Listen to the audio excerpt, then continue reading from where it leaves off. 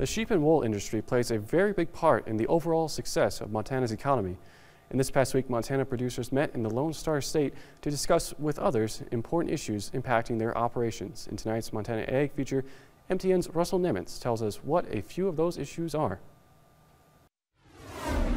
Our wool is some of the best wool in the United States. It's long, strong, white, and bright, and that's what wool buyers like. During the American Sheep Industry Association's annual convention last week in San Antonio, Texas, Kevin Halverson, the new president of the Montana Wool Growers Association from Big Timber, said consumers are playing a big role in driving demand and higher wool prices. The consumer is coming back to natural stuff too. I mean, all that is playing into our hands at the right time. So yeah, good quality wool is important to the mills and to the consumer. He says there's a lot of optimism right now in the entire U.S. sheep industry, but they're keeping a close eye on those lamb imports, which could drive prices lower for lamb producers like him. When 60% of the lamb that's consumed in the United States is imported, I mean,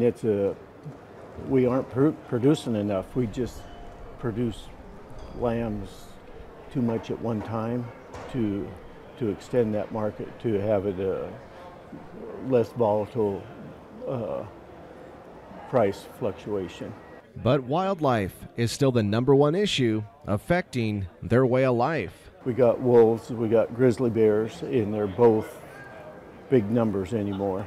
And then we also are working on bighorn sheep issues, where people are suing us to keep us off public land so that bighorn sheep can graze there, and not any commingling of them. And these issues and more will also be discussed at the ASI Spring Legislative Conference in Washington, D.C.